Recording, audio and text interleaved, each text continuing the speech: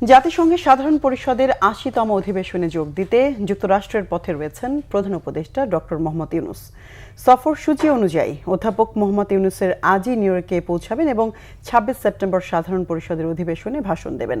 এই অধিবেশনে আগামী ৩০ সেপ্টেম্বর অনুষ্ঠেয় রোহিঙ্গা ইস্যুতে আন্তর্জাতিক সম্প্রদায়ের উচ্চ পর্যায়ের সম্মেলনে যোগ দেবেন প্রধান উপদেষ্টা। এছাড়া তিনি একাধিক উচ্চ পর্যায়ের বৈঠক এবং গুরুত্বপূর্ণ বৈশ্বিক অনুষ্ঠানে অংশ নেবেন। ভাষণে গেল এক বছরে অন্তর্বর্তী সরকারের সংস্কারমূলক উদ্যোগ, ২০২৪ সালের জুলাই গণঅভ্যুত্থানের প্রত্যাশা এবং ২০২৬ সালের ফেব্রুয়ারিতে অবাধ, সুষ্ঠু ও অংশগ্রহণমূলক নির্বাচন আয়োজনের অঙ্গীকার তুলে ধরবেন।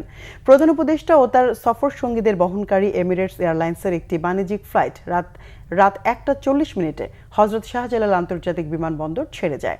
সফরসঙ্গী হিসেবে ৬ জন রাজনৈতিক নেতা প্রধান উপদেষ্টার সঙ্গে রয়েছেন। তারা হলেন বিএনপির মহাসচিব মির্জা ফখরুল ইসলাম আলমগীর, বিএনপির ভারপ্রাপ্ত চেয়ারম্যান তারেক রহমানের পররাষ্ট্র বিষয়ক উপদেষ্টা হুমায়ুন কবির, জামাতে ইসলামী নায়েবে আমির সৈয়দ আবদুল্লাহ মোহাম্মদ তাহির ও জামাত নেতা নকিবুর রহমান তারেক এবং জাতীয় নাগরিক পার্টির সদস্য সচিব আখতার হোসেন ও যুগ্ম আহ্বায়ক তাসনিম জারা।